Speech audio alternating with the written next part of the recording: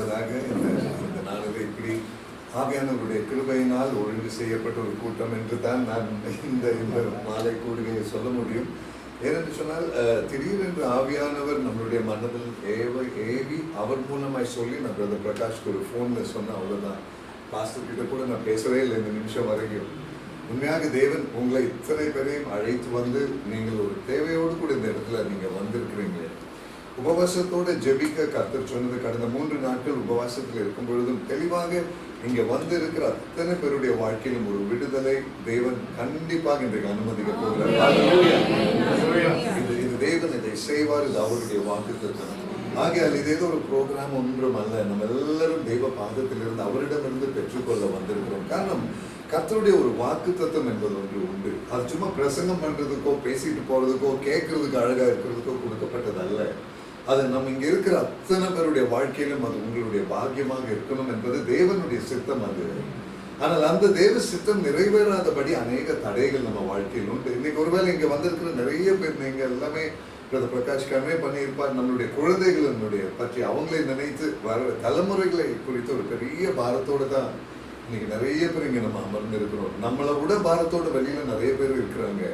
ஆனால் இன்னைக்கு கர்த்தர் நம்மளை தேர்ந்தெடுத்து நம்மளுடைய குழந்தைகளை பற்றி தலைமுறை பற்றி ஒரு வருத்தத்தோடு நம்ம தெய்வ பிரசனத்தில் நிற்கிறோம்னா ஆண்டவருடைய வார்த்தை அப்படி வருத்தப்படுகிறவர்களுக்கு தேவனுடைய வார்த்தையின் தெளிவு என்ன என்பதை சற்று பார்க்கத்தான் இன்றைக்கு கர்த்தர் நம்மை அழைத்து வந்திருக்கிறார்.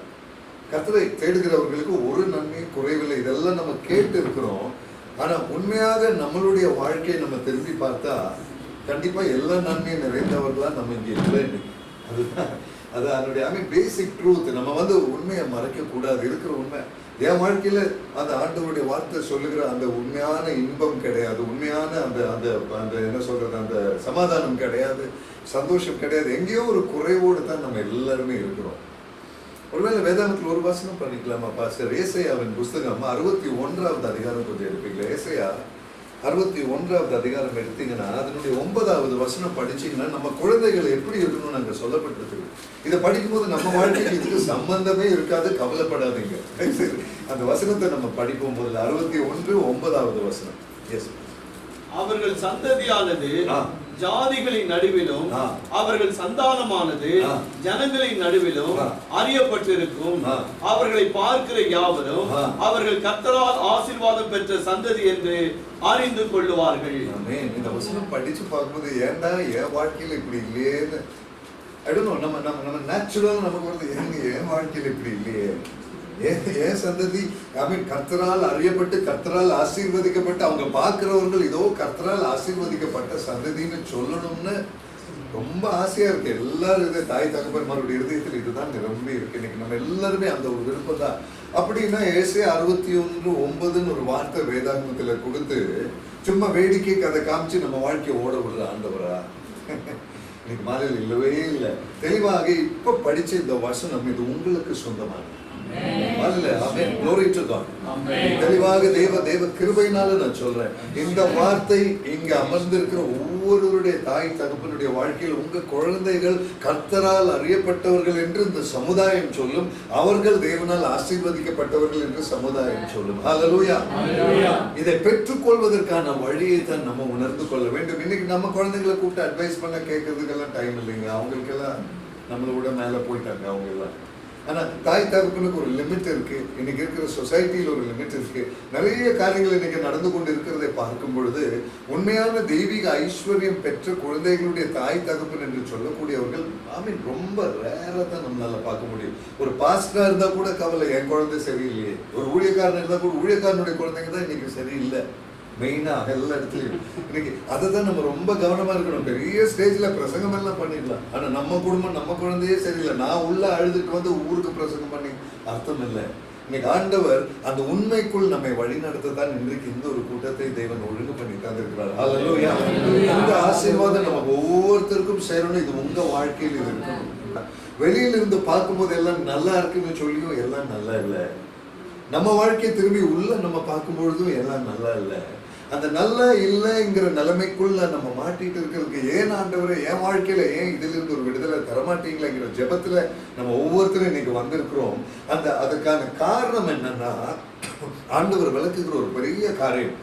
அப்பா அம்மாவுக்குள் இருக்க வேண்டிய தேவனுக்கு முன்பதாக சமர்ப்பிக்க வேண்டிய பரிசுத்த வாழ்க்கையின் குறைவினால் தான் சந்ததி பாதிக்கப்படுகிறது. வேற ஒன்றுமில்லை.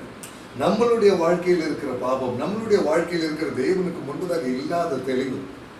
நம்ம அந்த தெளிவு இல்லாமல் தெய்வ பிரசன்னத்தில் நிற்கும் பொழுது அந்த சந்ததியை சாத்தான் விளையாடுகிறார். தெளிவுள்ள ஒரு தாய் தகப்பனுடைய சந்ததியை சாத்தான் தொட முடியாது. இன்னைக்கு மாலையில் இங்க அமர்ந்திருக்கிற அத்தனை பேருக்கு நான் சொல்றேன், நம்ம தாய் தகப்பன் தேவனுக்கு முன்பதாக உண்மை உள்ளவர்களாக நின்றால் அந்த குடும்பத்தை சாத்தானால் அவன் என்ன நினைத்தாலும் அவனால தொட முடியாது. ஹல்லேலூயா. கரங்களை தட்டி ஒரு glory to God. ஹல்லேலூயா. இந்த மாலை இந்த உபவாச ஜெப வேளையில கர்த்தர் தருகிற தெளிவு அதுதான். தாய் தகப்பனே, உன் குழந்தை குறித்து நீ பாரப்படுவதை விட உன்னுடைய வாழ்க்கையின் பரிசுத்தத்தை குறித்து நீ பாரப்படுவாயானால் உன் குழந்தையை கர்த்தர் விடுவிப்பார். ஹல்லேலூயா. உன் இருதயத்தை காண்கிற தேவன் அவர்களை அவர் தொடுவார். காரணம் வேதாகமம் தெளிவாக சொல்லுகிறது. எபிரேயர் 12வது அதிகாரம் அதனுடைய 14வது வசனம். Hebrews chapter 12 and verse number 14. எபிரேயர் 12:14 பாருங்களேன். எல்லா மனுஷரோடு நம்ம எப்படி இருக்கணும் அங்க சொல்லப்பட்டிருக்கு. அது மாத்திரமல்ல, தேவனை பார்க்க வேண்டும் என்றால் ஒருவருடைய வாழ்க்கை எப்படி இருக்கணும்னு சொல்லப்பட்டிருக்கு. யாவரோடும் சமாதானமாய் இருக்கவும், யாவரோடும் சமாதானமாய் இருக்கவும், பரிசுத்தமுள்ளவர்களாய் இருக்கவும் நாடுங்கள். பரிசுத்தமுள்ளவர்களாய் இருக்க நாடுங்கள். பரிசுத்தம் இல்லாமல் ஒருவனும் கர்த்தரை தரிசிப்பதில்லையே. ஆமென். நீங்க பாருங்களேன், பரிசுத்தம் இல்லாமல் ஒருவனும் தேவனை தரிசிப்பதில்லையே. அப்படி என்றால் யாவரோடும் சமாதானமாய் இருக்க நாடுங்கள்னு ஒரு வார்த்தை அங்க முதல்ல இருக்கு. இன்னைக்கு நான் கேட்கிறேங்க, நம்ம குழந்தையெல்லாம் பார்க்கும் பொழுது நம்ம குழந்தைகள் வளர்ந்து வருகிற நாட்கள் இல்ல, அறிந்தோ அறியாமலோ தாய் தகப்பனாக இருக்கிற நம்ம அவங்கள மற்றவங்களோட கம்பேர் பண்ணி என் குழந்தை ரொம்ப பெருசு, என் குழந்தை ரொம்ப ஸ்பெஷல், என் குழந்தை ரொம்ப விசேஷமானது என்ற ஒரு பெருமை நமக்குள்ள எங்கேயாவது இருந்திருக்குன்னா அதுதான் இன்னைக்கு நம்ம குழந்தை விழுகிறதுக்கே காரணம் என்பதை தெளிவாக ஆவியானவர் உணர்த்துகிறார். இன்னைக்கு நான் சொல்றேங்க, நம்ம மனசுல நம்ம குழந்தை ரொம்ப மேலா நம்ம நினைச்சிட்டோம்னா ஆண்டவர் கொடுத்த கிருபைகளை விட என் குழந்தை தான் பெருசுங்கிற பாராட்டுறது ஒரு இயல்பு சுபாவம். அது it is natural for any parent. அதுல தப்பே கிடையாது. ஆனா அந்த பெருமை எங்கேயாவது நமக்குள்ள வந்திருந்தா அந்த குழந்தை பெற வேண்டிய ஆசீர்வாதத்திற்கு நம்ம எண்ணம் தாங்க தடையா நின்றது, வேற ஒன்றுமே இல்லை. இன்னைக்கு மாலையில் ஆண்டவர் இதை தெளிவாக சொல்கிறார். ஆகையால் நான் சொல்லுகிறேன், இன்னைக்கு மத்தியானம் எல்லாம் பூரா ஜபத்தில் இருக்கிற வேலையில ஆண்டவர் உணர்த்தினது பூரா நம்ம தாய் தகப்பனுக்குள் அந்த ஒரு கரெக்ஷன் வந்ததுன்னா நீ ஆட்டோமேட்டிக்கா உன்னுடைய குழந்தை தொடுப்படுவதை நீ பார்ப்பாய். நீங்க அமர்ந்திருக்கிற ஒவ்வொரு தாய் தகப்பனுக்கு நான் சொல்றேன், உங்க குழந்தைகளை நீங்க அவங்கள பற்றி கவலைப்பட வேண்டிய தேவையில்லை. கர்த்தர் அந்த மாற்றத்தை அவங்க இருதயத்துல கொண்டு வருவாங்க. ஆனா நம்ம செய்ய வேண்டிய ஒரு பெரிய கடமை உண்டு.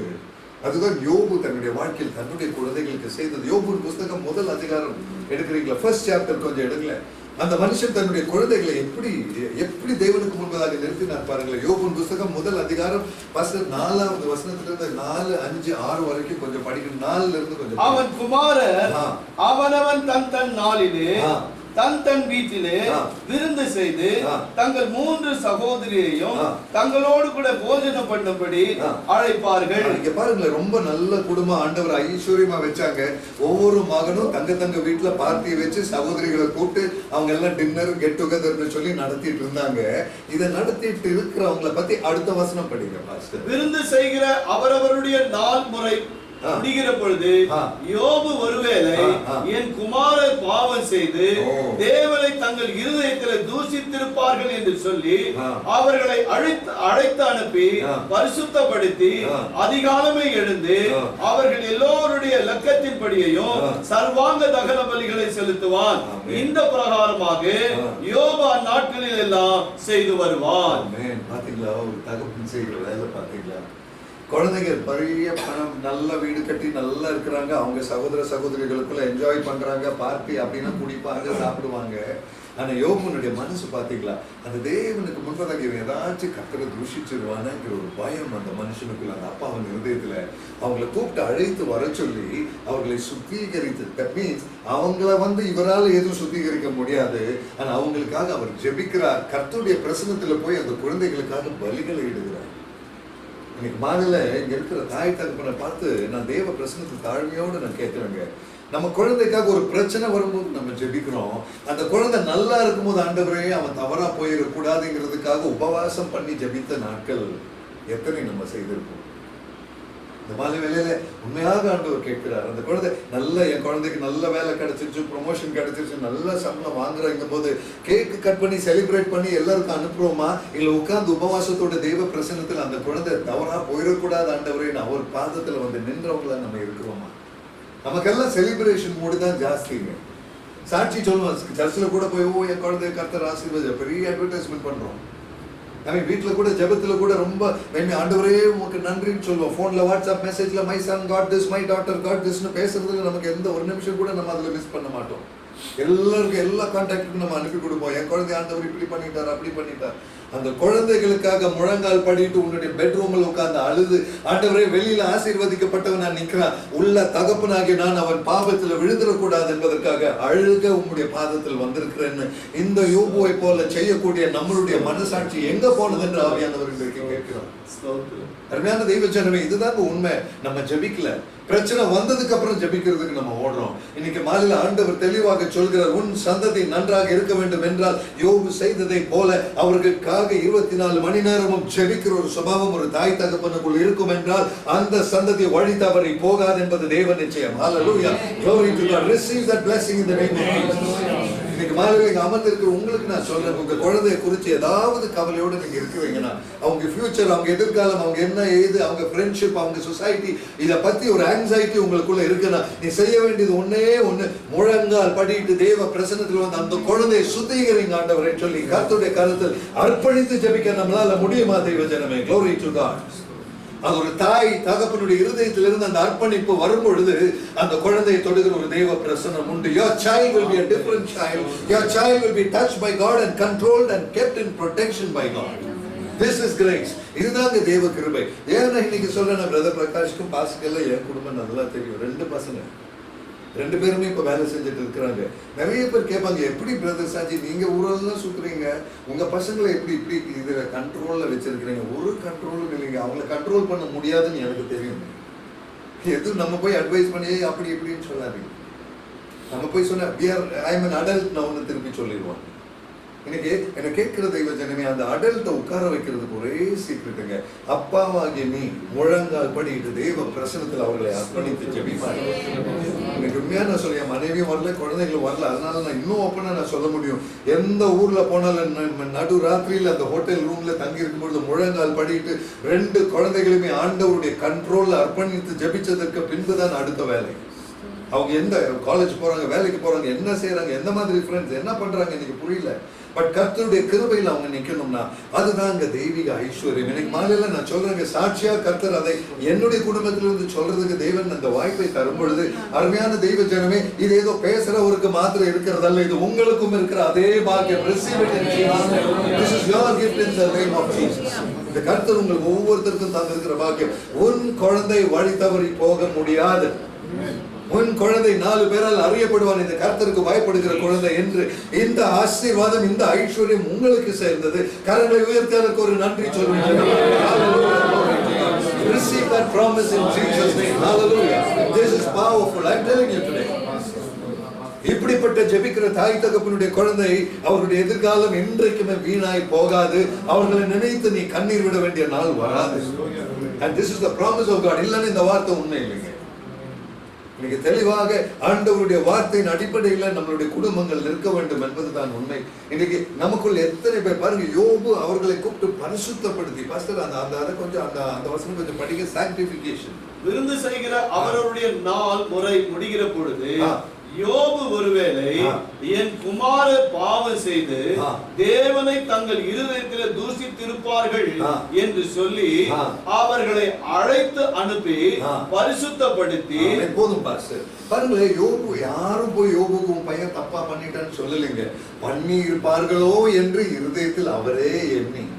That means எவ்வளவு பெரிய ரெஸ்பான்சிபிலிட்டி பாத்தீங்களா? என் தேவனுக்கு முன்னது தன்னுடைய யோசனையில் எண்ணத்துல கூட என் குழந்தை பாவம் பண்ணிடக்கூடாது அப்படி என்று எண்ணி அவர்களை பரிசுத்தப்படுத்தி, தட் மீன்ஸ் அவர்களை கூப்பிட்டு உட்கார வச்சு அவங்களுக்காக ஜெபித்து இருக்கிறார் இந்த யோபு.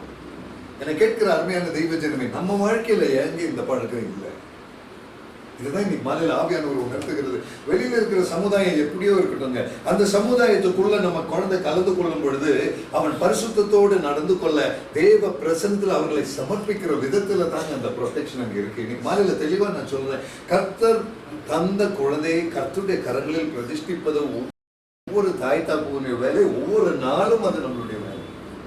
யோபு ஏதோ பண்டிகை நடக்கும்போது மாத்திரம்தான் செய்தார். இன்னைக்கு பெங்களூர் பட்டணத்துல போனா டெய்லி பண்டிகை தான், ரெஸ்டாரண்ட் தான், ஹோட்டல் தான், பார்ட்டி தான், வேற இல்லாத நாளே இல்லை. பசங்க எங்க வெளியே போனா அதுக்கு தான் போறாங்க, வேற எதுவும் இல்லை.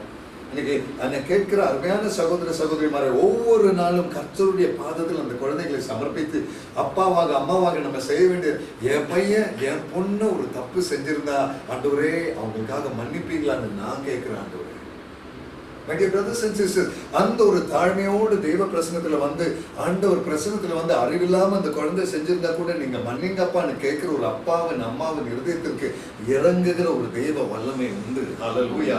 அது வெளியில இருக்கிறவனுக்கு அது இல்லைங்க, அந்த பாக்கியம் அவங்களுக்கு இல்லைங்க. அந்த பாக்கியம் இன்னைக்கு உங்களுக்கு இருக்குங்க. Receive it in Jesus name today. Glory to God, glory to God. Hallelujah. இன்னைக்கு நான் சொல்றேங்க, உங்க குழந்தையின் எதிர்காலம் வேலை இல்லாமல் இருக்கிறாங்களா, I leave it in the name of Jesus. Hallelujah. குழந்தை இல்லாம இருக்கிறாங்களா, கர்த்தருடைய கரங்களை கொடுப்பீங்களா? குழந்தை சொன்ன பேச்சு கேட்காம இருப்பீங்களா, கர்த்தருடைய கரத்துல கொடுப்பீங்களா? உங்க மகளை பத்தி எதிர்காலத்தை குறிச்சு அவ என்ன செய்யற, ஏன் கீழ்ப்படியில வருத்தமா இருக்கிறீங்களா? Will you give it in the hands of Jesus today? என்னை கேட்கிற அம்மா அப்பா, அது தேவனுடைய கரங்களை ஒப்பு கொடுத்தது உம்முடைய குழந்தை ஆண்டவரேன்னு சொல்லி அப்படி ஜெபிக்கிற நாம் தேவ பிரசன்னத்துல பயபக்தி உள்ளவர்களாய் இல்லாமல் அந்த ஜெபம் செல்லாது. அப்படி என்றால் திருப்பி அந்த யோபுனுடைய வாழ்க்கையை பார்ப்போமானால், அந்த மனுஷன் எவ்வளவு உத்தமமாக தேவனுக்கு முன்பதாக நடந்து கொண்டான் என்பதை நமக்கு எல்லாம் தெரியும். யோபு புத்தகத்தை படித்தவங்களுக்கு தெரியும். அந்த கர்த்தருக்கு முன்பதாக நிற்கிற நான் முதலாவது நான் பரிசுத்தத்தோடு நடந்தால் மாத்திரம்தான் இந்த தெய்வீக அனுகிரகம் என்னுடைய குடும்பத்தின் மேலும் சந்ததியின் மேலும் அது வரும். இந்த மாலை வேளையில் இந்த தெளிவை தான் ஆவியானவர் நமக்கு சொல்லுகிறார். இது நம்மளால முடியாத காரியம் அல்ல. ஆனா நம்ம யாரும் இதை செய்யணும் நம்ம யோசிக்கவும் இல்லை, நம்ம செய்யவும் இல்லை. நம்ம பாதிக்கப்பட்ட பின் அந்த குழந்தைய பற்றி ஒரு கம்ப்ளைண்ட் 4 இடத்துல இருந்து வந்ததுக்கு அப்புறம் உட்கார்ந்து நம்ம அழுகிறோம். Oh God please my child Lord, ஆண்டவரே அந்த குழந்தையை நீ மோசமா போகாம நீங்க ப்ரொடெக்ட் பண்ணுங்க அப்படி இப்படின்னு சொல்லி நிறைய வேதனைகளோடு இருதயத்துல வைத்துக் கொண்டு தான் நம்ம ஜெபத்துக்கு வர்றோம். நடக்கிறது என்ன தெரியுங்களா, வேதனையோடு உட்கார்ந்து உண்மையா ஜெபிக்கும் பொழுது நம்மளால ஜெபிக்க முடியாது. உண்மையான ஒரு அர்ப்பணம் அங்கே நடக்காது. ஏன்னா நம்ம வேதனையே நம்மளை பிளாக் பண்ணிட்டு இருக்கும்போது நம்மளால அதை மீறி ஜெபிக்க முடியாது. ஒரு மனுஷனுக்கு ஒரு லிமிட் இருக்கு. அந்த கர்த்தருடைய பிரசன்னத்தில் முழு இருதயத்தோடு ஜெபிக்கணும்னா கூட அது ஒரு பூர்ணமான திறந்த இருதயத்தோடு அந்த தெய்வனுக்கு முன்பதாக வரும்பொழுதுதான் என் வாழ்க்கையும் என் குழந்தையின் வாழ்க்கையும் என் மனைவியின் வாழ்க்கையும் எல்லாமே என் கர்த்தர் தொடுகிறவராக அவர் இருப்பார். இந்த பெரிய பாக்கியத்தை தான் கர்த்தர் நமக்கு இன்றைக்கு மாலையில தருகிறார். அதற்காகத்தான் இந்த ஜெப கூட்டத்தை தேவன் ஒழுங்கு பண்ணினார். அருமையான தெய்வ ஜனமே, இப்படிப்பட்ட ஒரு பாக்கியத்தோடு இப்படிப்பட்ட ஒரு பரிசுத்தத்தின் உணர்வோடு தெய்வ பிரசன்னத்தில் நிற்க நம்மளால முடியுமா? நம்ம ஒவ்வொருவரையும் கர்த்தர் அதற்காக மாத்திரம் தான் கர்த்தர் அழைத்திருக்கிறார். காரணம் என்னன்னா, இன்னொரு தெளிவை நான் கொடுக்க விரும்புகிறேன். பாஸ்டர் கொலோசியர் 3வது அதிகாரம், கொலோசியர் 3வது அதிகாரம் அதனுடைய 20 19 20 கொஞ்சம் படிக்கிறீங்களா? கொலோசியர் 3 19 20. புருஷர்களே, உங்கள் மனைவிகளில் அன்பு கூறுங்கள், அவர்கள் மேல் கசந்து கொள்ளாதிருங்கள். பிள்ளைகளே, உங்களை பெற்றோருக்கு எல்லா காரியத்திலும் கீழ்ப்படிந்திருங்கள், இது கர்த்தருக்கு பிரியமானது.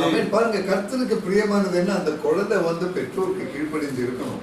இன்னைக்கு இல்லாத காரியமே அந்த குழந்தை பெற்றோருக்கு கீழ்ப்படிந்து இருக்கவில்லை.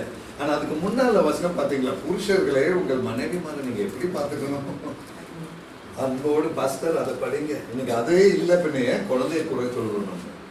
புருஷர்களே, உங்கள் மனைவிகளில் அன்பு கூறுங்கள், அவர்கள் மேல் கசந்து கொள்ளாதிருங்கள். இன்னைக்கு இங்க இருக்கிற புருஷர்களை பார்த்து நான் கேட்கட்டும், மனைவி மேல கசந்து கொள்ளாத புருஷன் யாராவது இங்க இருக்கிறோமா? மனைவியை பிடிச்சி திட்டாம சத்தம் போடாம நம்ம யாரும் இல்லை. வாழ்க்கையில சூழ்நிலைகளில சில காரியங்கள் நம்ம பேசித்தான் ஆகணும், பேசி அந்த மாதிரி சந்தர்ப்பங்கள் வரும். ஆனால் வேத வார்த்தையை தெளிவு பார்த்தீங்களா, கசந்து கொள்ளாதீர்கள் என்ற ஒரு வார்த்தை இன்னைக்கு வேதாமத்தில் இருக்குன்னா அதுக்கு அர்த்தம், உன் மனைவி தப்பா நடந்தாலும் சரி, உன் மனைவி உனக்கு பிடிக்காத விதத்தில் நடந்தாலும் சரி, நீ போய் முழங்கால் படிக்கிட்ட கர்த்தரிடம் சொல்லுவாங்க. Glory to God. Hallelujah. உன் மனைவியை கசந்து கொள்ள வேண்டும். You have a presence of God to go to. நீ தேவ பிரசன்னத்தில் போய் அவர் முன்னிலையில நீ உன்னுடைய கம்ப்ளைண்ட்டை சொல்லு. உன் மனைவி கிட்ட அந்த ரியாக்ஷன் காண்பிக்காதே. அப்படி இருக்கிற ஒரு தகப்பன் இருக்கும் பொழுது அந்த தகப்பனுடைய ஜெபத்திற்கு கர்த்தர் இறங்குவார். ஹல்லேலூயா, glory to God. மனைவிமாரை பற்றியும் வேதாகமத்தில் அநேக வசனங்கள் உண்டு. மனைவிமாரை கிறிஸ்து சபையை நேசித்ததை போல தகப்பன் கணவன்மார் மனைவியை நேசிக்க வேண்டும். கிறிஸ்து எப்படி தேவனுக்கு கீழ்ப்படிந்திருந்தாலோ அதுபோல மனைவி தன்னுடைய கணவனுக்கு கீழ்ப்படிந்திருக்க வேண்டும் என்று அநேக வசனங்கள் வேதாகமத்தில் உண்டு. அதையெல்லாம் நான் எடுக்க போல. ஆனா இன்னைக்கு மாலையில நம்மளுடைய தனிப்பட்ட வாழ்க்கையில தாய் தகப்பன் என்ற முறையில நான் என் தேவ பிரசன்னத்தில் எவ்வளவு தூரம் பரிசுத்தத்தை நான் விரும்புகிறேனோ, பரிசுத்தத்தை நாடுகிறேனோ, அதை பொறுத்து தான் என்னுடைய வாழ்க்கையின் ஆசீர்வாதங்களும் இருக்கும் என்ற ஒரு அளவுகோலை என் தேவன் வைத்திருக்கிறார். அதனாலதான் வேதாகமம் தெளிவாக சொல்லுகிறது, இதோ நான் சீக்கிரமாய் வருகிறேன், அவன் கிரியைக்கு தக்க பிரதிபலன் என்னோடு கூட வருகிறது. வெளிப்பாடு 22:12 வசனம். According to each one's deeds I'm going to grant him the rewards. நீ செய்த கிரியையின் பிரகாரம் உனக்கு அளிக்கப்படும். அதை படிக்கிறீங்களா? 12வது வசனம், 22:12. இதோ சீக்கிரமாய் வருகிறேன், அவனவனுடைய கிரியைகளின்படி அவனவனுக்கு நான் அளிக்கும் பலன் என்னோடு கூட வருகிறது. அவனவன் கிரியைகளின்படி அவனவனுக்கு நான் அளிக்கும் பலன் என்னோடு கூட வருகிறது தேவன் சொல்கிறார். என்ன கேட்கிற அருமையான சகோதர சகோதரிமாரே, நம்ம வாழ்க்கையில ஒரு யோசனையிலயோ, ஒரு வார்த்தையிலயோ, ஒரு செய்கிற காரியத்திலயோ நம்ம எப்படி நடந்துக்கிறோமோ அதுக்கு தக்கதான கிரியத்தை நம்ம வாழ்க்கையில கிடைக்கும். இன்னைக்கு நான் தேவ பிரசன்னத்தில் பரிசுத்தத்தோடு நடந்து கொண்டார், அதுக்கு தக்கதான பிரதிபலனை கர்த்தர் எனக்கு தருவார். நான் உங்ககிட்ட மோசமா நான் நடந்துட்டா மோசமானதை அவர் எனக்கு தருவார். இன்னைக்கு நான் பெரியவனா நடிச்சுட்டு போயிடலாம். ஆனால் கர்த்தர் வருகிற நாள்ல இதோ நான் சீக்கிரமாய் வருகிறேன் என்று சொல்கிறார். அவர் வருகிற நாள்ல தப்பிக்கவே முடியாதுங்க. இன்னைக்கு அதுதான் தேவ வார்த்தையின் தெளிவு. இன்றைக்கு அந்த உண்மையோட தேவ பிரசன்னத்துல நிற்கிற ஒரு அம்மாவாக, ஒரு அப்பாவாக நீங்க இருப்பீங்கன்னா உங்க குழந்தை கர்த்தர்கிட்ட திரும்புவதை நீ அப்படியே கண்ணால நீ பார்ப்பாங்க. இதை ஒரு வாக்குத்தத்தமாய், ஒரு உறுதியாய் நான் சொல்றேன் உங்ககிட்ட. உங்க குழந்தை தேவனிடம் அப்படியே திரும்பி வருவாங்க. இதை நீங்க பார்ப்பீங்க. என்ன கேட்கிற தெய்வ சின்னமே இதுதான். நேற்று தினத்துல அங்க இத்தாலியிலிருந்து ஒரு அம்மா கூப்பிடுறாங்க. ஸ்ரீலங்கா ஃபேமிலி, அவங்க தமிழ் பேசுறாங்க. இத்தாலியிலிருந்து கூப்பிட்டாங்க.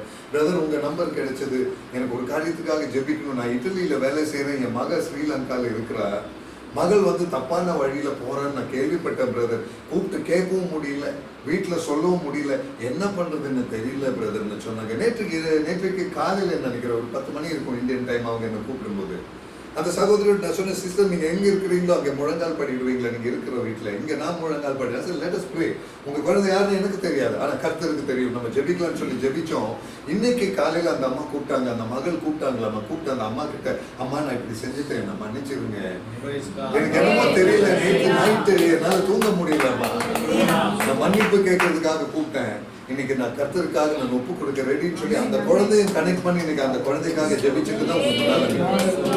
அருமையான தெய்வ ஜனமே, ஒருவேளை இப்படிப்பட்ட இந்த கூட்டத்துக்கு வரும்போது அந்த சாட்சியை கர்த்தர் தந்தார், அதை நான் உணர்றேன். இன்னைக்கு அந்த ஸ்ரீலங்கால இருக்கிற அந்த குழந்தை இத்தாலியில இருக்கிற அம்மாவுக்கு ஜெபிக்கிற ஆளு பெங்களூர்ல இருக்கிறாரு. கர்த்தருக்கு தூரம் ஒரு விஷயம் அல்லைங்க. ஆனா கர்த்தருக்கு ஒரு காரியம் விஷயம், அந்த அம்மாவனுடைய இருதயம் தேவனுக்கு முன்பு ஊற்றப்படும் பொழுது அந்த குழந்தையை தேவன் தொட்டார். இன்னைக்கு மாலையில நான் சொல்றேன், நீங்க அம்மா அப்பா உங்களுடைய இருதயத்தை கர்த்தருடைய பாதத்தில் ஊற்றுவீங்கன்னா உங்கள் குழந்தை நிச்சயமாக கர்த்தர் தொடுவார். அதுல சந்தேகம் இல்லை. ஆமென். Glory to God. Your child will be a special child blessed of God. உங்களுடைய தலைமுறை ஆசீர்வதி. அவர்களை காண்கிறவர்கள் சொல்லுவாங்க, இது எவ்வளவு பாக்கியம் செய்த அப்பா அம்மா. அந்த அளவுக்கு கர்த்தர் நடத்துவாங்கிறது நிச்சயம் என்பதை நான் தெளிவாக ஆண்டவருடைய வார்த்தையின் கிருபையில நின்று கொண்டு நான் சொல்லுகிறேன். அப்படி என்றால் நீங்களும் நானும் செய்ய வேண்டிய ஒரு காரியம் உண்டு. பெருமையின் காரியங்கள் நம்ம வாழ்க்கையில் இருக்கக்கூடாதுங்க. நான் பெரியவன், நான் எங்க குடும்பம் பெருசு, நாங்க ரொம்ப ஸ்பெஷல், அது என்னமே இருக்கக்கூடாது. என் குழந்தை ரொம்ப வித்தியாசமானது, அது அப்படி இது இப்படி, அந்த வேலையெல்லாம் வேண்டாங்க. நம்ம சாதாரண மனுஷராக தெய்வ பிரசன்னத்தில் உண்மையோட மனசாட்சியோடு நிற்க முடியுமா? இதைத்தான் கர்த்தர் என்னிடம் உங்களிடம் அவர் எதிர்பார்க்கிறார். தாழ்மையின் உள்ளத்தோடு கூட தேவ பிரசன்னத்தில் நிற்க. அது மாத்திரமல்ல, உலக பிரகாரமான ஐஸ்வர்யங்களுக்கு பின்னால என் குழந்தை பெரியவன் ஆகணும் என்பதை நினைக்காமல் இருக்க.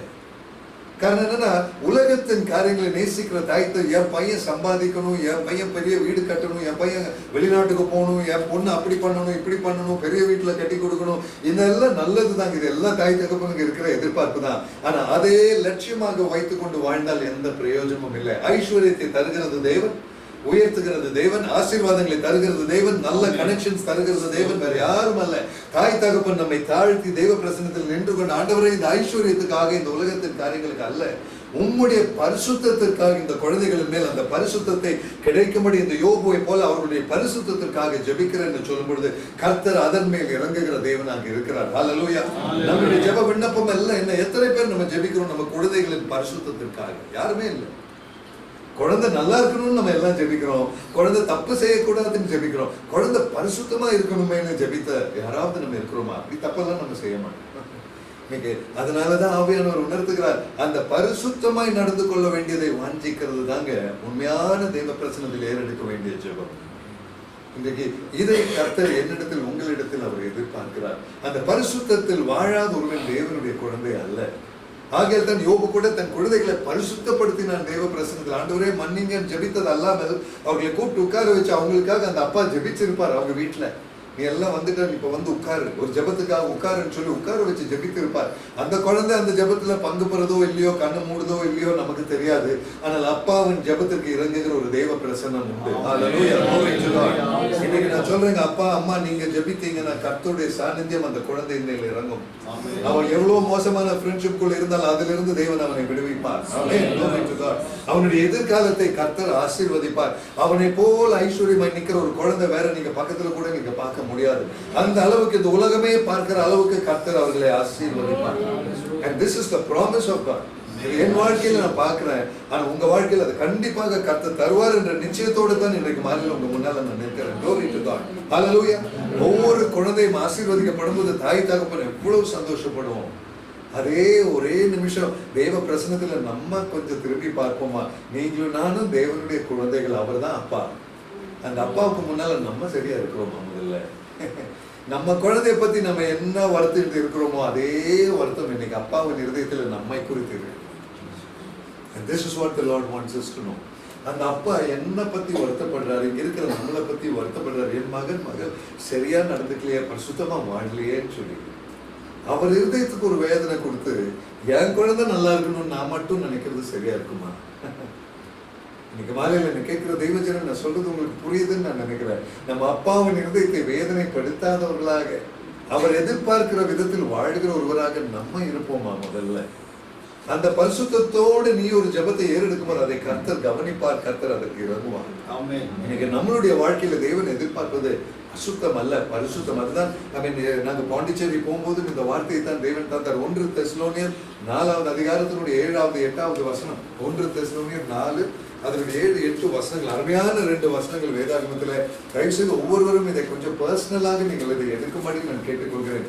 7வது வசனம் சொல்லுகிறது, தேவன் நம்மை அசுத்தத்திற்கல்ல பரிசுத்தத்திற்கே அழைத்திருக்கிறார். ஆகையால் அசட்டை பண்ணுகிறவன் மனுஷரை அல்ல, தமது பரிசுத்த ஆவியை நமக்கு தந்தருளினவரை தேவனையே அசட்டை பண்ணுகிறான். அப்படின்னா இன்னைக்கு மாலையில இங்க கூடி இருக்கிற நம்ம அத்தனை பேரும் எந்த கேட்டகரியில வருவோம் தெரியுமா? அசட்டை பண்ணுகிறவன், பரிசுத்த வாழ்க்கை இல்லாதவர்கள், தேவனுடைய பரிசுத்தத்தின் அழைப்பை அதை சீரியஸாக எடுக்காமல் மற்ற காரியங்களை சீரியஸாக எடுக்கிற. என் வீடு, என் குழந்தை, என் பணம், என் ஆரோக்கியம், என்னுடைய வியாதிகள், என்னுடைய பிரச்சனைகள், என்னுடைய பேங்க் பேலன்ஸ், என்னுடைய லோனு, என்னுடைய குழந்தை, என்னுடைய படிப்பு, ஃபியூச்சர், இதெல்லாம் நம்ம ஜெபிக்கிறோம். ஆனா ஆண்டவருடைய வார்த்தை 7வது வசனம் சொல்லுகிறது, தேவன் நம்மை அசுத்தத்திற்கு அல்ல பரிசுத்தத்திற்கே அழைத்திருக்கிறார். இதை உணர்ந்த யோபு தானே தன்னுடைய குழந்தைகளை பரிசுத்தப்படுத்தி ஜெபித்திருப்பார். மாலையில என்ன கேட்கிற தெய்வ ஜனம், இதை நம்ம உணர்ந்தா தாங்க நம்ம குழந்தைக்காக நம்மளால ஜெபிக்க முடியும். ஆண்டவரே, எனக்குள்ள நீங்க அசுத்தம் எதிர்பார்க்கல, எனக்குள்ள பரிசுத்தம் நீங்க விரும்புறீங்க. நான் பரிசுத்தமாய் நடந்தா என் குழந்தையை நீங்க தொடுவீங்கன்னு எனக்கு தெரியுமாப்பா. ஹல்லேலூயா, க்ளோரி டு காட். ஆனா ஒண்ணு நான் சொல்றேங்க, எனக்குள்ளேயே பரிசுத்தம் இல்லாமல் என் குழந்தை நல்லா இருக்கணும்னு நினைச்சா அது சும்மா ஆசையா தான் போகுமே தவிர அது வாழ்க்கையில என்னைக்குமே அதை அடைய முடியாதுங்க. ஆண்டவருடைய பிரசன்னத்துல நிற்கிற நமக்கு கர்த்தர் தருகிற வார்த்தை, தேவன் உன்னை அசுத்தத்திற்கு அல்ல பரிசுத்தத்திற்கு அழைத்திருக்கிறார் என்பதை அறிந்து நீ வாழ்கிறாயா? அதனாலதான் 8வது வசனம், இதை அசட்டை செய்கிறவன் மனுஷனை அல்ல, தமது பரிசுத்த ஆவியானவரை தந்த தேவனையே நீங்க அசட்டை செய்கிறீங்க.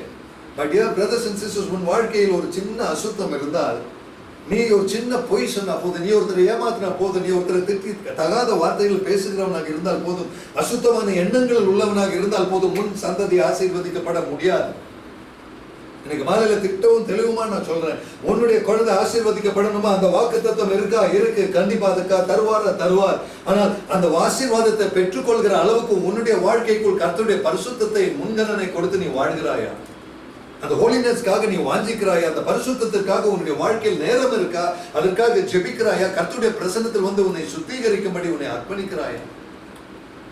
இது இல்லாமல் என் வாழ்க்கையில மற்றதெல்லாம் நல்லா இருக்கணும்னு மாத்திரம் நடக்கிற மனுஷரா நம்ம இருக்கிறோமா?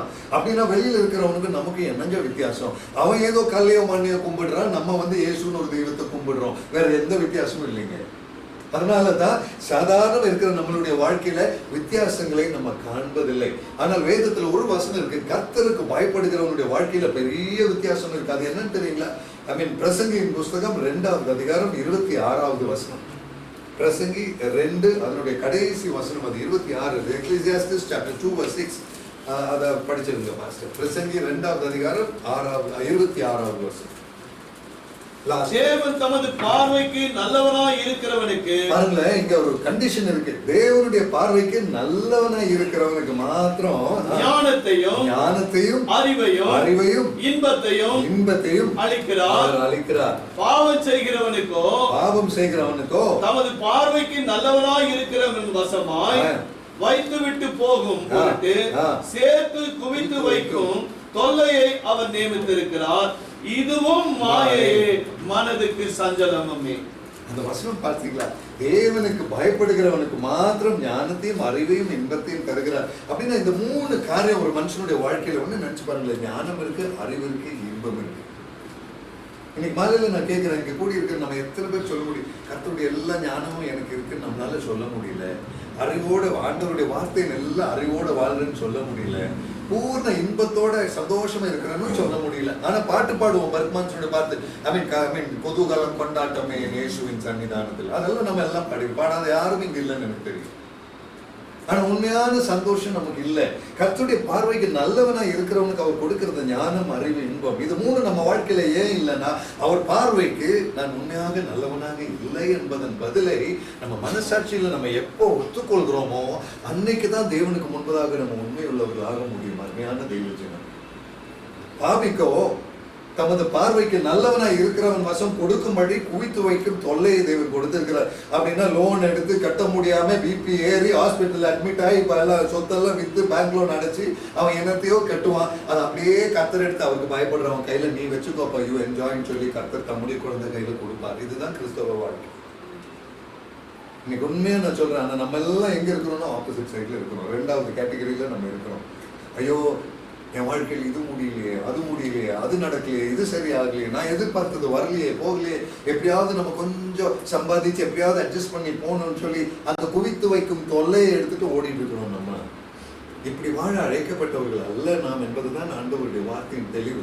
அது பாபிக்கு கொடுக்கப்பட்டிருக்கிறது. அப்படின்னா நம்ம எல்லாம் பாபியினுடைய கேட்டகரியில பரிசுத்தம் இல்லாமல் பாபத்தில் வாழ்ந்து கொண்டிருக்கிறோம் என்பது அடையாளம்.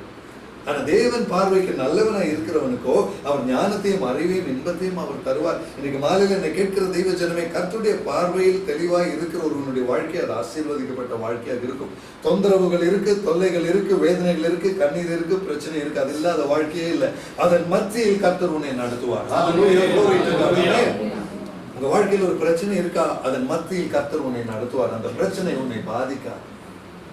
வெளியில இருக்கிறவனுக்கு அது பாதிக்கும், கர்த்தரை தேடுகிறவனுக்கு ஒரு நன்மையும் குறைவுபடாது, அது உன்னை பாதிக்காது. இந்த நம்பிக்கை தாங்க இன்னைக்கு உண்மையாக தேவனை நம்புகிற நமக்கும் வெளியில தேவனை நம்பாதவர்களுக்குமாக இருக்கிற அந்த ஒரு வித்தியாசமே அதுதான். பிரதர் சொன்னாங்க, அபார்ட்மெண்ட்ல எல்லாம் விக்கிரகத்தை ஆராதிக்கிறாங்க, ரொம்ப சந்தோஷம், ஒரு ஜெப கூட்டம் இருக்கே போயிடலான்னு அங்கிருந்து தப்பிச்சிடலாங்கிற சந்தோஷம்.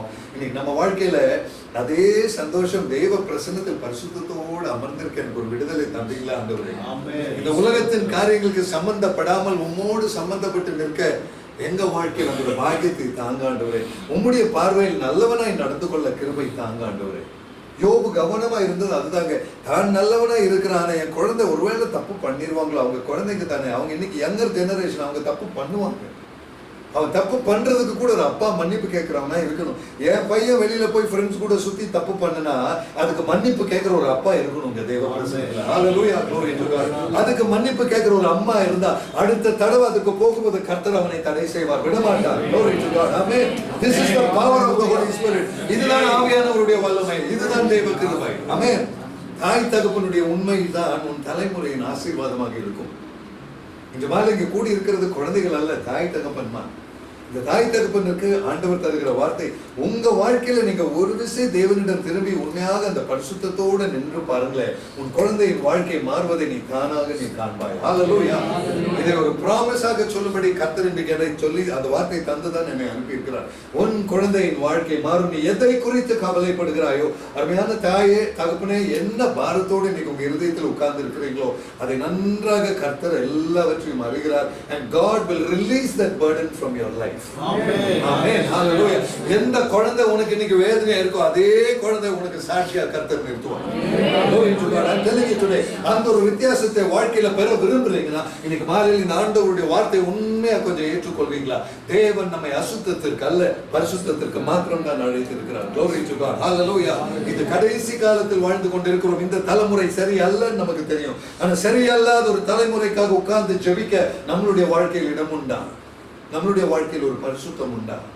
அருமையான தெய்வ ஜனமே, ஆகையால் தான் ஆவியானவர் சொல்லி தருகிற நம்மளுடைய ஜெப வாழ்க்கை, நம்மளுடைய பரிசுத்தத்தின் வாஞ்சை, கர்த்தருக்கு முன்பதாக வைத்திருக்கிற அர்ப்பணிப்பு, இவைகளில் நம்ம தெளிவுள்ளவர்களாக நம்ம இருக்க வேண்டும். இன்றைக்கு உண்மையா நான் சொல்றேன், இன்னைக்கு நம்ம இத்தனை பேர் தான் இங்க இருக்கிறோம், வெட்கமில்லாம நம்மளால சொல்ல முடியும், அந்த பரிசுத்தம் நம்ம வாழ்க்கையில இல்லை. ஐம் சாரி, நான் அதை நீங்க எதுவும் ஃபீல் பண்றதுக்காக நான் சொல்லல. பரிசுத்த ஆவியானவர் இதை தெளிவாக உணர்த்த சொல்கிறதுக்காக நான் சொல்றேன். அந்த பரிசுத்தம் நம்ம கிட்ட இல்லைங்க. ஏன் அது இல்லைன்னு கேட்டா, அதை நம்ம கேஷுவலா எடுத்துட்டோம், நம்ம அதை சீரியஸா எடுக்கல. நமக்கு சீரியஸ் ஆனதெல்லாம் சாப்பாடு, ட்ரெஸ்ஸு, ஸ்டைலு, வெளியில பார்க்கும்போது 4 பேர் நான் பெரிய வீட்டில் இருக்கிறேன், பெரிய கார் ஓட்டுறேன் சொல்லணும், இதுதான் நம்ம ஸ்டைலு. பெங்களூருக்குள்ள ஓட்டினா இவன் ஒரு ஸ்டாண்டர்ட்ல இருக்கிறான்னு 4 பேர் பேசும். இந்த எண்ணம் நம்ம மனசுல இருக்கிற வரைக்கும் பரிசுத்தம் வரவே வரும். இன்னைக்கு தேவ பிரசன்னத்தில் நம்மை தாழ்த்த தான் கர்த்தர் நம்மை அழைக்கிறார். அருமையான தெய்வ ஜனம், உண்மையான ஒரு அர்ப்பணிப்பு கர்த்தர் கேட்கிறார். ஒவ்வொருவரையும் இங்க இருக்கிற ஒவ்வொருவரையும் பார்த்து நான் சொல்றேன், தேவனுடைய தீர்மானம் இல்லாமல் இன்னைக்கு மாலையில் இங்க நீங்க வரல, தேவ சித்தம் இல்லாமல் இந்த வார்த்தையை நீங்க கேட்கறதுக்கும் அனுமதி இல்லை. இங்க யாராவது இன்னைக்கு வர முடியாதவங்க இருக்கிறாங்கன்னா அது கர்த்தரால் அனுமதிக்கப்படாதவர்கள். அதை நான் பிளண்டா, நான் தெளிவா நான் சொல்றேன், தைரியமா நான் சொல்றேன், தேவனால் அனுமதிக்கப்பட்டவர்கள் மாத்திரம் தான் இன்னைக்கு இந்த ஜெபக்குழுவில் இருக்க முடியும். அது எனக்கு உறுதி. ஹல்லேலூயா.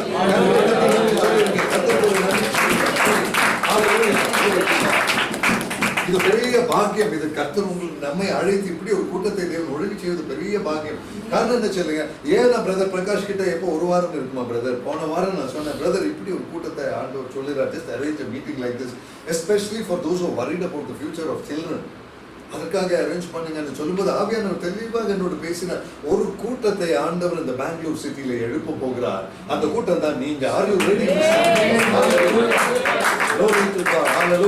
எதற்கு தெரியுமா? உன் குழந்தை தேவ பிரசன்னத்தில் வளருவதை கண்டு மற்ற குழந்தைகளை குறித்து கவலைப்படுகிற தாய் தகப்பனுக்கு நீ தான் சாட்சியாக நிற்க போகிறாய். Oh, receive it in Jesus' name. Hallelujah. Glory to God. Hallelujah. உன்னை கர்த்தர் பெயர் சொல்லி அழைத்து இருக்கிறார். You are somebody chosen by God. Amen. Glory to God. Your life is different in the presence of God. I tell you, brothers and sisters, கர்த்தர் உங்களை தேர்ந்தெடுப்பது உங்களை சாட்சியாக நிறுத்த. இன்னொரு அழுகிற தாய்க்கும் அழுகிற தகப்பனுக்கும் நீங்க தாங்க சாட்சி. நீங்க தாங்க இயேசுவின் வார்த்தை. நீங்க தாங்க அவங்களை வழிநடத்த போறாங்க. இந்த பாதையில் கர்த்தர் உங்களை நடத்தி உங்களை உயர்த்த போகிறார். உங்கள் குடும்பத்தை உயர்த்த போகிறார். Glory to God. Hallelujah. தெளிவாக நான் ஆவியில நான் உணர்கிறேன். Glory to God. நான் ஒண்ணு நான் சொல்றேன், இன்னைக்கு நீங்க வேணா எழுதி வச்சுக்கோங்க. இந்த ரூம்ல இருக்கிற நீங்க ஆண்டவருடைய பிரசன்னத்துல பரிசுத்தத்தோட வாழ உங்களை தாழ்த்துவீங்கன்னா இன்னும் ஒரே ஒரு வருஷத்துக்குள்ள உங்களை போல ஆசீர்வதிக்கப்பட்ட ஒரு குடும்பம் இருக்காது. நீ வாழ்கிற ஏரியாவுல உன்னை போல ஐஸ்வர்யத்துல ஒரு குடும்பம் இருக்காது. கர்த்தர் உன்னை உயர்த்துவார், அந்த லெவலுக்கு உயர்த்துவார். சமுதாயம் எவ்வளவு மோசமானாலும் உன் குழந்தை அதுல அகப்படாது. You will receive that protection and that grace in Jesus' name. இதுதான் தேவ வல்லமை. கர்த்தருக்கு கரங்களை தட்டி ஒரு நன்றி செலுத்தினாமா? Let the name of the Lord, oh hallelujah, be glory. Glory to God. Thank you, God. நன்றி இயேசுவா. ஸ்தோத்திரம். Glory, glory, glory. This is the power of God's presence today. தெளிவாக ஆவியானவருடைய பிரசன்னம் நிறைவாக இருப்பதை நீங்கள் உணர்வது நான் ஆவியில் அறிகிறேன். Today is the powerful day today. ரொம்ப வித்தியாசம். உங்களை அப்படியே கர்த்தர் யூ டர்ன் எடுக்க வைக்க போகிறார். Glory to God. Hallelujah. ஆகையால் என்னை கேட்கிற தெய்வ ஜனமே, யார் யாரை நீங்க மன்னிக்கணுமோ தயவு செய்து மன்னிச்சிருவீங்களா? ப்ளீஸ் ஒரு மனுஷன் கிட்டயும் மனசுல ஒரு விரோதம் நீங்க வைக்க கூடாது. அந்த தெய்வ பிரசன்னத்துல அது உன்னுடைய ஆசீர்வாதம், உன்னுடைய குடும்பத்தின் ஐஸ்வர்யத்துக்கு அதுதான் தடைங்க. உனக்கு எவ்வளவு மோசம் செஞ்சவன், உன்னை எவ்வளவோ வாழ்க்கையில உன்னை கெடுத்தினவனா இருக்கட்டும், அவனை நீங்க மன்னிக்க முதலாவது இந்த இடத்துல ஒப்பு கொடுப்பீங்களா? அதுதான் தேவனுடைய பிரசன்னத்துல கர்த்தர் எதிர்பார்க்கிற பெரிய காரியம். ஹல்லேலூயா. பாஸ்டர் தீத்துவின் புத்தகம் 3வது அதிகாரம் 2வது வசனம் படிங்க please. The book of Titus chapter 3 verse number 2. தீத்துவின் புத்தகம் 3வது அதிகாரம் 2வது வசனம். ஒருவனையும் தூஷியாமலும் யாரிடமும் சண்டை பண்ணாமலும் எல்லா மனுஷருக்கும் சாந்த குணமாய் நடந்து கொள்ள அவர்களுக்கு நினைப்பூட்டு. To slander no one, to be considerate of everybody and to be peaceable. ஒருவனையும் தூஷியாமலும் சண்டை பண்ணாமலும் பொறுமையுள்ளவர்களாய் எல்லா மனுஷருக்கும் சாந்த குணத்தை காண்பிக்கவும் அவர்களுக்கு நினைப்பூட்டு. இப்படி ஒரு வார்த்தை இருக்கு சிஸ்டர். எல்லா மனுஷர்கிட்டையும் சாந்த குணமாய் நடந்து, ரோட்ல போன எல்லா பாஸ்டர் இங்க இருக்கிறாங்க, பாஸ்டர் கிறிஸ்டி, எல்லா ஆட்டோ ரிக்ஷா டிரைவர்கிட்டையும் சாந்த குணமாய் நம்ம நடக்க முடியுமா பெங்களூர்ல? இன்னைக்கு வசனம் பார்க்க போனா பிராக்டிக்கலா இல்லாத மாதிரி தெரியுது. ஆனா கர்த்தர் நம்ம கிட்ட எதிர்பார்க்கிற ஒரு பெரிய காரியம், நீ ஒருவனையும் நீ தூஷியாமல், நீ எல்லா மனுஷரோட பொறுமையோடு சாந்தத்தோடு நடந்து கொள்ள வேண்டும் என்பது தெய்வீக எதிர்பார்ப்பு. அருமையான தெய்வ ஜனமே, உலகத்தின் பார்வையில் இப்படி நீ நடந்தா உன்னை பார்க்கிறவன் ஒரு முட்டாள்னு தான் நினைப்பான். ஆனா ஆண்டவருக்காக நீ ஒரு முட்டாளா நிற்கும் போது உன்னை உயர்த்துகிற ஒரு தேவனை நீ காண்பாய். This is the expectation of God. இதுதான் கர்த்தருடைய எதிர்பார்ப்பு நம்ம வாழ்க்கையில. இந்த தெளிவோடு தெய்வ பிரசன்னத்தில் நிற்கத்தான் கர்த்தர் என்னையும் உங்களையும் அழைக்கிறார். அது மாத்திரமல்ல, இன்னொருவனை மன்னிப்பதை பற்றி தேவன் இப்ப அடிக்கடி பேசிக்கொண்டு இருக்கிறது. பாண்டிச்சேரியிலையும் நாங்கள் அதே வசனத்தை தியானித்து இந்த வேளையில் ஆவியானவர் அதை சொல்கிறார். லூக்கா சுவிசேஷம் 17வது அதிகாரம் அதனுடைய 4வது வசனம். The book of Luke chapter 17 verse 4. கிறிஸ்து இயேசு ஒரு நாளில் 7 தரம் உனக்கு விரோதமாய் குற்றம் செய்து, 7 தடவை உனக்கு விரோதமாய் ஒருவன் குற்றம் செய்து 7 தரமும் உன்னிடத்தில் வந்து, 7 தடவை அவன் திருப்பி உன்னிடத்தில் வந்து நான் மனஸ்தாபப்படுகிறேன் என்று சொன்னானால் அவனுக்கு மன்னிப்பாயாக என்றார். ஆமென். இதெல்லாம் பைபிள்ல படிக்கிறதுக்கு ரொம்ப நல்லா இருக்கு. அதை செய்ய முடியுமா brother? This is what God is expecting.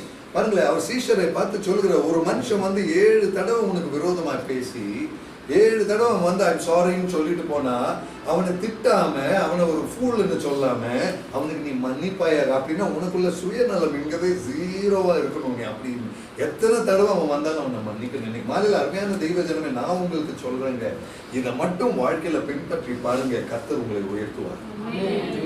இந்த உலகத்துல பாக்குறவன் உங்களை பார்த்து ஏமாளின்னு சொல்லும், வாழ தெரியாதவன்னு சொல்லுவாங்க. அவன் திட்டின நீ 4 வார்த்தை திருப்பி பேச வேண்டியது தானே கேட்பீங்க. திருப்பியே பேசாதீங்க. ஒருவனே தூஷியாமல் எல்லா மனுஷரிடம் சாந்த குணமாய் நடந்து கொள்ளத்தான் வேதாகம் சொல்லுகிறது. ஆனா அதுக்கு நேர விபரீதமா நம்ம பிரஸ்டீஜ், நம்ம ஸ்டேட்டஸ், நம்ம குடும்பம், நம்ம இதுன்னு போகும்பொழுதுதான் இன்னைக்கு நம்ம குழந்தைகளை பற்றி நம்மளே வருத்தப்படுறோம். அதுக்கு காரணமே நம்ம நடந்து கொண்ட விதம் தான். இன்னைக்கு கர்த்தருடைய பிரசன்னத்தில் நான் பரிசுத்தமாய் நடந்திருந்தால் என் குடும்பம் இன்னைக்கு எப்படி இருந்திருக்கும் என்பதை இன்னைக்கு இந்த தேவன் நமக்கு ஞாபகம் ஊட்டுகிறார். கர்த்தருடைய பார்வைக்கு நல்லவனாய் இருக்கிறவனுக்கு அவர் ஞானத்தையும் அறிவையும் இன்பத்தையும் தருகிறார். அந்த ஞானமும் அறிவும் தான் அடுத்தவனை திட்டாதே, அடுத்தவனை மன்னி, அடுத்தவனை குறை பேசாதே என்று சொல்லுகிற வார்த்தைகள். பிறனை மன்னிக்க வைக்கிறது அவர் தருகிற ஞானம், இந்த உலகம் தருகிற ஞானம் அல்ல. இங்க படிக்கிற PhD டிகிரியும் அந்த குவாலிட்டி தராது. பரிசுத்த ஆவியானவர் தருகிற தெய்வ பயமே ஞானத்தின் ஆரம்பம் என்ற அந்த ஞானம், அந்த குவாலிட்டி நமக்கு தரும். அருமையான தெய்வ ஜனமே, பிறரை மன்னிக்க நம்ம கற்றுக்கொள்வோமா? தாய் தகப்பனாக நீங்க மன்னிக்க நீங்க ரெடியா? உங்க குழந்தையே உங்களுக்கு விரும்பாத நிறைய காரியங்கள் செஞ்சிருப்பாங்க. அது உங்க கண் முன்னாலேயே உங்களுக்கே தெரியும். திட்டி நீங்க ஒரு லெவல் ஆயிட்டீங்க. இங்க சொல்லி பிரயோஜனம் இல்லை, இவங்க கிட்ட எல்லாம் பேசியும் அர்த்தம் இல்லைன்னு சொல்லி அந்த குழந்தைய வெறுக்கிற லெவலுக்கு நம்ம மனசுல நம்ம நிக்கிறோம்னா, தயவு செய்து இன்னைக்கு மாலையில ஆண்டவர் சொல்லுகிறார், அவன் எவ்வளவு மோசமான குழந்தையா இருந்தாலும் சரி, ஒரு விஷயம் ஆண்டவருடைய பிரசன்னத்தில் அவனை மன்னிப்பீங்களா அப்பா அம்மா, கர்த்தர் அந்த குழந்தையை தொடுவான். நீ மன்னிப்பாயானால் அந்த குழந்தை தேவனால் தொடப்படும். நீ கடினப்படுத்தி நீயும் வெறுப்போடு உட்கார்வாயானால் கர்த்தரால் அந்த குழந்தையை தொட முடியாது. வெறுப்புள்ள ஒரு இருதயமுடைய ஒருவனோடு, ஒரு கசப்புள்ள இருதயத்தோடு கர்த்தரால் இடைப்பட முடியாது. இன்னைக்கு மாதிரி அருமையான தெய்வ ஜனமே, அந்த அந்த உங்களுடைய அக்கம் பக்கத்தினர், உங்களுடைய உறவினர்கள் உங்களுக்கு எதிராக என்ன செய்திருந்தாலும் அத்தனை பேரையும் மன்னித்து வாழ்க்கையில மன்னிப்பதற்கு ஒருவன் கூட நீ இல்லை என்று சொல்லக்கூடிய அளவுக்கு நம்ம தெய்வ பிரசன்னத்துல தாழ்த்த முடியுமா? இது இது இது ரொம்ப கஷ்டம்தான் எனக்கு தெரியும். ஆனா என் வாழ்க்கையில நான் இது செஞ்சிருக்கிறேன். அதனாலதான் உங்க முன்னால தைரியமா நான் பேசுறேன். எப்ப நம்மளால அப்படி தாழ்த்த முடியுதோ அன்னைக்கு இருந்து உங்க ஐஸ்வர்யத்தை நீங்க பாப்பீங்க. Hallelujah. I tell you very clearly, brother, sister. பெரியவனை காமிச்சிட்டு நடந்த ஒரு ஐஸ்வர்யமும் வராதுங்க. கர்த்தரால் தராத ஒரு ஐஸ்வர்யமும் நம்ம வாழ்க்கையில வர முடியாதுங்க. அதனாலதான் அவர் சொன்னார், உங்க தலையில ஒரு முடி கூட அவர் அறிவில்லாமல் கீழே போகாது. உள்ள கையில வரைந்திருக்கிறார். உன்னை தொடுகிறவன் என் கண்ணன் மணியை தொடுகிறான் என்று சொன்னார். இன்னைக்கு மாலையில இங்க இருக்கிற அத்தனை பேரும் அந்த தெய்வீக பாதுகாப்பு அன்பில் இருக்க வேண்டியவர்கள் நாம். ஆனால் அந்த தேவன் அங்க இருக்கிறார், அன்பு அங்க இருக்கிறது. ஆனால் நம்மால் அதை பெற முடியவில்லை. ஏனென்றால் நம்மளுடைய வாழ்க்கை அப்படி காலத்தில் இருக்கு. அந்த பரிசுத்த மற்றவர்களாக நம்ம தெய்வ பிரசன்னத்தில் நிற்கிறோம். கர்த்தருடைய பிரசன்னத்தை அணுக முடியாத நிலைமையில நம்மளுடைய பாவ கரை நம்மை மூடி இருக்கிறது என்பதுதான் அதனுடைய தெளிவான உண்மை என்பதை இன்றைக்கு மாலையில ஆவியானவர் இன்னைக்கு நமக்கு உணர்த்தி தரும் பொழுது தயவு செய்து இருதயத்தின் ஆழ்த்திலிருந்து ஒருவரை ஒருவர் மன்னித்து விடுவோமா தெய்வ ஜனமே. இன்னைக்கு மாலையில நான் கேட்கிறேன், இந்த ரூம்ல அமர்ந்திருக்கிற அத்தனை பேரும் நீங்க யார் யாரை நீங்க மன்னிக்கணுமோ தயவு செய்து இன்னைக்கு மனசாட்சிக்கு உண்மையா அந்த நபரை கூப்பிட்டு நீங்க பேசணும்னு நான் சொல்லல. ஆண்டவருக்கு முன்னால நீங்க வந்து, ஆண்டவரே உண்மையா என் இருதயத்துல இருந்து மன்னிக்கிற அந்த கிருபை எனக்கு தாங்க ஆண்டவர், அவங்கள மன்னிப்பீங்களா ப்ளீஸ். ஏன்னா இந்த படியேறி மேல வந்தோம், இறங்கி போகும்போது அந்த கசப்போடு போகக்கூடாது. ஆமென். நீ உன் வீட்டுல வித்தியாசத்தை பார்க்க விரும்புகிறாய், ஆனா நீ போகும்பொழுது வித்தியாசமானவனாக போகும். நீ கொடுக்கிற விலை என்ன தெரியுமா? நீ கர்த்தருக்கு கொடுக்கிற கனம் அது. ஹல்லேலூயா. ஏன் இயேசு இதை செய்ய சொல்கிறார் தெரியுங்களா? சிலுவையில் இயேசு அடித்து கொண்டு போய் சிலுவையில் அவர் தொங்கும்போது முதல்ல சொன்ன வார்த்தை, பிதாவே இவர்களுக்கு மன்னிங்க. அந்த அப்பா உங்க அப்பானா, அந்த அப்பாவின் இருதயம் வேதனைப்படக்கூடாதுன்னா, அந்த அப்பாவுக்கு முன்னால போய் அப்பா உங்களை மாதிரியே நான் வாழ்றேன்னு சொல்லணும்னா, இன்னைக்கு நீங்க மன்னிக்க வேண்டியவர்களை நீங்க மன்னிப்பீங்களா? ஹல்லேலூயா. நீங்க வேற யாரையும் பின்பற்ற வேண்டாங்க. சிலுவையில் தொங்குகிற இயேசுவை மாத்திரம் பின்பற்றுங்க, அது போதுங்க.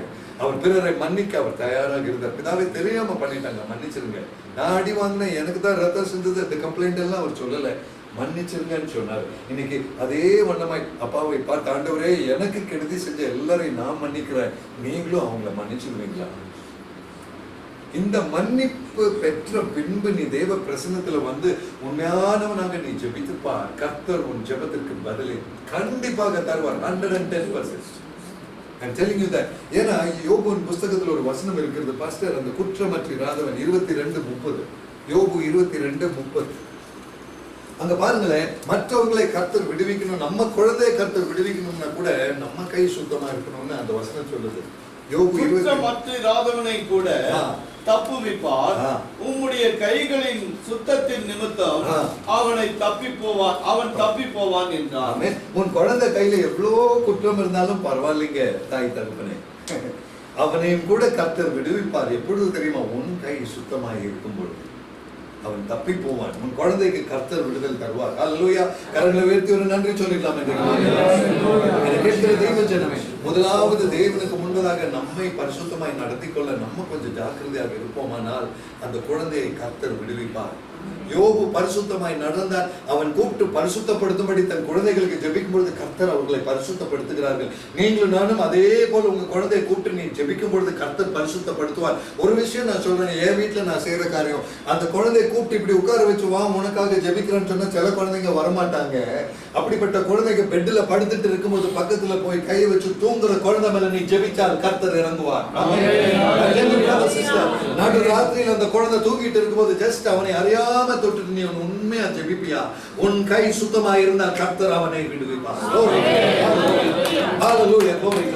I tell you brother sister, அவன் கதவை பூட்டிட்டு படுக்கிறானா, அப்பாவும் அம்மாவும் போய் அந்த கதவு மேல கையை வச்சு கொஞ்சம் ஜெபிப்பீங்களா, அந்த குழந்தையை கர்த்தர் தொடுவார். I tell you brother sister, இது பெரிய விடுதலை குடும்பத்துக்குள்ள. தாய் தகப்பன், you can release the power of God upon your child, and this is the power of God over you. Hallelujah. I tell you brother sister, receive it in Jesus name. Hallelujah. இன்னைக்கு யார் உங்க குழந்தையை பற்றி ஒரு கவலையோடு இன்னைக்கு இருக்கிறீங்களோ அத்தனை பேரும் நீங்க செய்ய வேண்டிய முதல் படி, கர்த்தருக்கு முன்பதாக வந்து ஆண்டவரே என்னை நான் முதலாவது சரி செய்ய நான் ஒப்புக் கொடுக்கிறேன். I correct myself as a parent, Lord. அதை நான் செய்யும் பொழுது என் குழந்தை நீ தொழுவீர் என்பதை நான் அறிகிறேன். இதற்கு தான் இத்தனை வசனத்தின் தெளிவை இன்னைக்கு தேவன் நமக்கு தந்திருக்கிறார். அருமையான தெய்வ ஜனமே, 2 காரியங்களுக்கு. 1, நீங்க பரிசுத்தமாக்கப்படுறீங்க. 2, உங்க குழந்தை தொடப்படுறது. 3வது பெரிய விஷயம் என்ன தெரியுமா? உங்க குடும்பமே அநேக குடும்பங்களுக்கு கர்த்தர் ஒரு பிரயோஜனமாய் நிறுத்துவார். இன்னைக்கு பிரயோஜனம் இல்லாத குடும்பமா நம்ம நிக்கிறோம். மற்றவனுக்கு முன்னால என் வாழ்க்கை, நீ எல்லாம் இயேசுவை கும்பிட்டு ஏன் உன் குழந்தை இப்படின்னு அவன் கேட்கிற அளவுக்கு இன்னைக்கு நம்ம வாழ்ந்துட்டு இருக்கிறோமா? அதை மாற்றி என் கர்த்தர் உன்னை உயர்த்துவார். மற்றவங்க உங்களை போல எங்க குழந்தையும் இருக்கணுங்க, என்னங்க நீங்க செய்றீங்க, எங்களுக்காக நீங்களும் பிரேயர் பண்ணுங்கன்னு தான் சொல்லுவாங்களே தவிர, நீ பிரேயர் பண்ணினால் கர்த்தர் அந்த குடும்பத்தை தொடுவார். ஹல்லேலூயா. இன்னைக்கு மாலையில தெய்வ ஜனமே, இந்த உண்மையோடு தெய்வ பிரசன்னத்துல வரத்தான் கர்த்தர் என்னை உங்களையும் அழைக்கிறார். உண்மையான மனஸ்தாபத்தோடு, ஆண்டவரே என்னை மன்னிங்கப்பான்னு கேட்கறதுக்கு நம்ம ரெடியா? இன்னைக்கு உண்மையா நான் கேட்கிறேங்க, பாவங்கள் மன்னிக்கப்பட வேண்டியவர்கள் நம்ம எல்லாருமே. நம்ம கையில எல்லாம் பாவம் இருக்கு, நம்ம வாழ்க்கையில குறைவுகள் இருக்கு. நம்ம யாரும் பரிசுத்தராய அல்ல இந்த பேசுற என்னையும் சேர்த்து. ஆனா தேவ பிரசன்னத்துல அவருடைய எதிர்பார்ப்பு அப்படி இருக்குன்னா, பரிசுத்தத்தோடு அவருடைய பிரசன்னத்தை நோக்கி நம்ம வருவோமா? வசனம் சொல்லுகிறது, இருதயத்தில் சுத்தம் உள்ளவர்கள் பாக்கியவான்கள், அவர்கள் தேவனை தரிசிப்பார்கள். பரலோக ராஜ்யத்திற்கு நித்திய ஜீவனுக்கு எடுக்கப்படுகிறவர்கள், அவர்கள் பரிசுத்தத்தின் வஸ்திரத்தை தரித்தவர்கள். பரிசுத்தவான்களுடைய ஜெபம் அவருக்கு ஒரு சுகந்த தூபமானது. இன்னைக்கு உங்க ஜெபம் அவருக்கு ஒரு தூபமாய், உங்க ஜெபம் அவருக்கு ஒரு ஆராதனை அமைய. இன்னைக்கு மாலையில அந்த பரிசுத்தத்துக்கு என்று சொல்லி நம்மை ஒப்பு கொடுப்போமா? ஒரு காரியத்தை நான் கடைசியா நான் சொல்றேன், நீங்க உங்களை ஒப்பு கொடுக்கும் பொழுது, பரிசுத்தத்துக்கு ஒப்பு கொடுக்கும்போது நடக்கிறது என்ன தெரியுமா? வெளியில இருக்கிற உங்க குழந்தையை கர்த்தர் தொட்டு கொண்டிருக்கிறார். உங்களை அறியாமல் அது நடக்கும். யாராவது இன்னைக்கு குழந்தைய பத்தின கவலை நீங்க இயேசுக்கு விட்டுருங்க. உண்மையா நான் சொல்றேன், விசுவாசத்தோட சொல்றேன், குழந்தையுடைய காரியத்தை இயேசுக்கு விட்டுருங்க. உங்களை இயேசுக்கு அர்ப்பணிப்பீங்களா? அது போதுங்க. உங்க குழந்தையை கர்த்தர் விடுவிப்பார். Glory to God. Hallelujah. அந்த குழந்தை உன்னோடு கூட சபைக்கு வந்து தேவனை ஆராதிப்பதை நீ காண்பாய். நீ குடும்பமாய் கர்த்தரை ஆராதிக்கிற நாட்கள் வரும். Oh, receive that blessing in Jesus' name. This is a special grace of God. இதுதான் கர்த்தருடைய கிருபை. Amen. Hallelujah. Glory to God. போன வாரம் நான் இங்க இல்ல, ஐ வாஸ் இன் ஒரிசால இருந்தேன். நான் போன வாரம் ஒரிசாவில் அங்கே இருக்கும்போது அங்கே ஒரு சபைக்கு போயிட்டு இருந்தேன். அந்த வேலையில காலையில என்னுடைய மனைவி யூஸ்வலாக நான் கூப்பிடுவேன், எல்லாம் சர்ச்சுக்கு போறதுக்கு ரெடி ஆகி போய்க்கோங்கன்னு சொல்லி. அன்னைக்கு கூப்பிடல. அன்னைக்கு 6:45 மணிக்கு என் பையன் கூப்பிடுறான், அப்பா why you didn't call, we have to go to church. அப்போ அந்த பையன் கூப்பிடும்போது நான் நினைச்சேன், அப்பா காட் இவ்வளோ தூரமா ஒரு பையன் கூப்பிட்டு சர்ச்சுக்கு போகணும்னு சொல்ற அளவுக்கு நீங்க வச்சிருக்கீங்க. சரி, ஒரு தகப்பனுக்கு தான் அது புரியும், உங்களுக்கு அது புரியும். It is such a special grace. அத்தனுக்கு எப்படி நன்றி சொல்றதுன்னு தெரியாது. அப்புறம் அம்மா சொல்றாங்க, அவன் தான் என்னையே எழுப்பி விட்டான் சர்ச்சுக்கு போகணும்னு சொல்லிட்டு. Oh what a privilege. My dear brothers and sisters, இது ஏதோ எனக்கு மாத்திரம் நினைக்காதீங்க, இது உங்களுக்கு இதே சாட்சி உங்க வாயில வரும். Hallelujah. God bless you. Each of your children, குடும்பத்தை கர்த்தர் ஆசீர்வதிப்பார். You will be blessed of the Lord. இதுல சந்தேகமே இல்லை. இது 100% உறுதியோட நான் சொல்றேன். இது தேவன் சொல்ல சொன்னார், ஆக நான் சொல்லுகிறேன். Amen. Glory to God. Receive it in Jesus' name. Hallelujah. இனிமேல் குழந்தையை பற்றி கவலைப்படுகிற ஒரு சுபாவம் நம்ம வாழ்க்கையில் இருக்கக்கூடாது. நம்ம கவலைப்படுறது ஒண்ணே ஒன்று, நான் பரிசுத்தமாய் தெய்வ பிரசன்னத்தில் நிற்கிறேன்னா, என் குழந்தைக்காக நான் ஜெபிக்கும் பொழுது அந்த பரிசுத்தர் அதுக்கு இறங்குற அளவுக்கு எனக்குள்ள அந்த பரிசுத்தம் உண்டா? இன்னைக்கு மாலையில் உண்மையாக நம்ம அர்ப்பணிப்போமா? இங்க இருக்கிற எத்தனை பேர் ஒத்துக்கிறீங்க? எந்த வெக்கமும் இல்லாம நம்ம கையை தூக்குவோமா? எனக்குள்ள ஒரு ஐ நீட் அ forgiveness. எனக்கு மன்னிப்பே. கரங்களை தூக்குவோமா? ஸ்தோத்திரம். Glory to God. God bless all of you. Glory to God. எனக்கு உங்க கையை பார்க்கிறதுக்கு அல்ல, கர்த்தருக்கு முன்னால நம்மை ஒப்பு கொடுக்கிறோம். Glory to God. Hallelujah. இந்த வேளையிலும் ஆவியானவர் தெளிவாக சொல்கிறார், உண்மையாக மனஸ்தாபப்பட்டு, உண்மையாக பாவங்களை ஏற்று சொல்லி, உண்மையாக பிறனை மன்னித்து, அவர் பிரசன்னத்தில் என்னை தெளிவாக சமர்ப்பிக்கிறேன், அப்ப அடியை ஏற்றுக்கொள்ளும் என்று சொல்கிறவர்களுக்காக இந்த மாலை வேளையில் ஆவியானவர் தெளிவாக இறங்குகிற ஒரு வேலையாக இருக்கிறது. ஸ்தோத்திரம். ஹல்லேலூயா. ஹல்லேலூயா. பாஸ்டர்